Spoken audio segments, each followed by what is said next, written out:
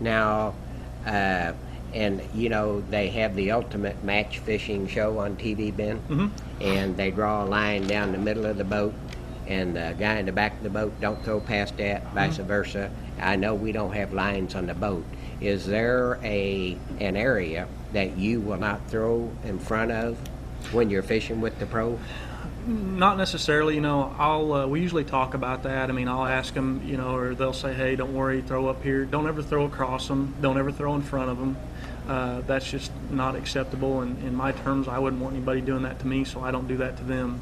But, you know, a lot of times if we're parallel on the bank or if we're moving down somewhere throwing a crankbait or a spinnerbait going fast, a lot of times they'll say, don't worry, just toss up here as long as you don't go over me. I'm okay with that. Okay. And in a lot of cases, you know, if we're not parallel on the bank, if we're not fishing a bank, if we're out offshore structure, you've got plenty of room. So there's no reason for you to be casting over into their territory, or there's plenty of room. So there's just no reason to really get into that. So I agree. It's just a common courtesy thing.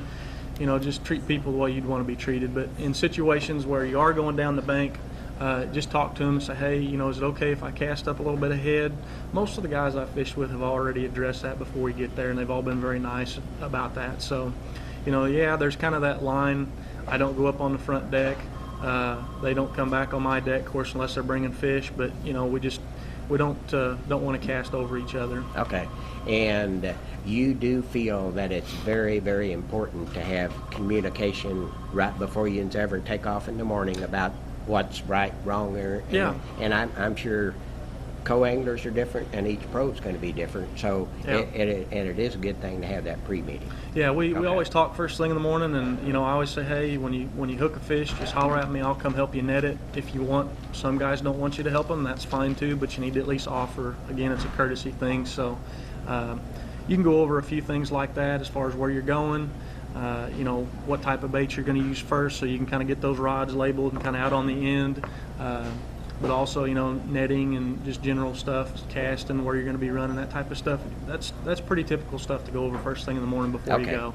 Now, if the pro don't bring that up, do you feel it's important to go ahead and talk about that with him, or do you just go ahead and follow his lead and not talk about it? Most of the time, I've already figured out the night before kind of where we're going and at least an idea of what we're doing. Okay. I may bring the baits that I think I have a better chance of catching them on. Sure. You know, some guys don't tell you what baits they're catching them on. You know, and for rightfully so. You know, some amateurs talk to other people, and you don't want to disclose that information and be disrespectful. So, you know, if I know that we're going to go out and we're fishing offshore, you know, I'll probably bring some stuff that I know I can fish with offshore, football jig or Carolina rig or shaky head or even a drop shot or something like that. But, you know, I think it's good to have that communication. And then if they don't want to give you that information, respect that. You can ask them. If they don't willingly give it to you, ask them. And if they still don't want to give it to you, then you need to be respectful of their wishes. So be it. You're going to get a different draw every tournament. You may not have the best day every tournament, but I can honestly tell you, in 7 years of fishing out of the back of the boat, I haven't had a bad day. Well, that's a huge statement about our circuit, and I appreciate that. Now, I want to give you a few scenarios, and let's say you're in the back of the boat, you're fishing with Dave Barker. Dave Barker's famous for throwing his wiggle wort, and he's setting 20 foot off the bank, throwing kind of at an angle. As a co-angler, what different bait do you throw in order to make you feel like you got a good chance of catching fish that Dave's not catching?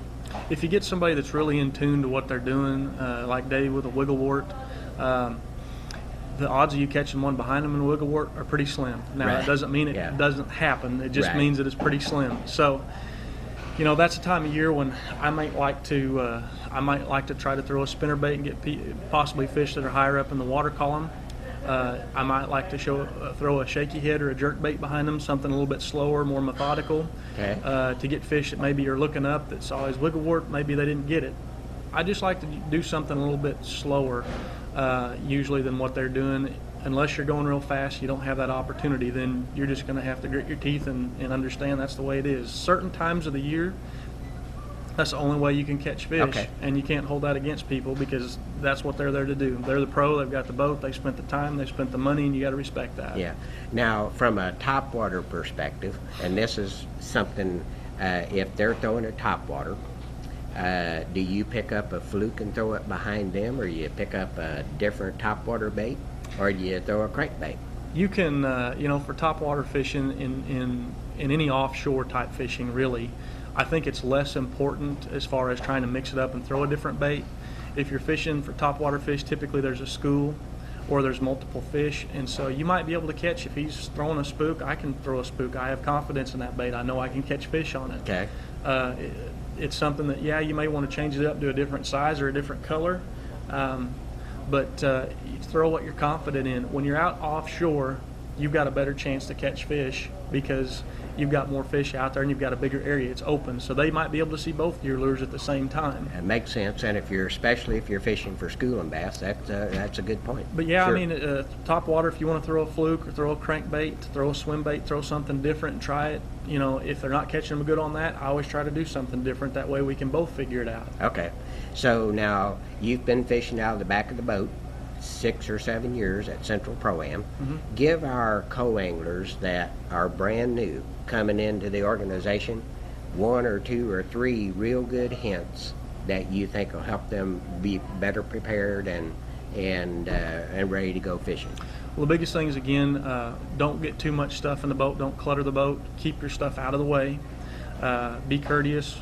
Always offer some money for gas. And as far as the baits are concerned, bring some of the similar stuff, but I've caught more fish doing different things than doing the same thing. So I always try to figure out what they're doing and then do something a little bit different to increase my chances of catching a fish. So again, just be courteous, keep your stuff out of their way, bring some stuff that's going to be a little bit different, bring stuff that you're confident fishing, because that always helps you, and you'll have a better time and be more successful. I agree. Okay. Now, I know you've got a few sponsors. One of them, Lucky Strike, matter of fact, I spoke to John earlier.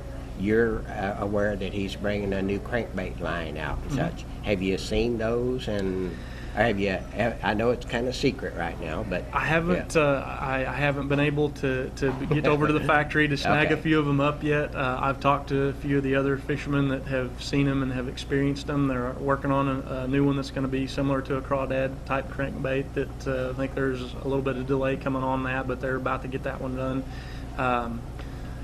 The lures look great.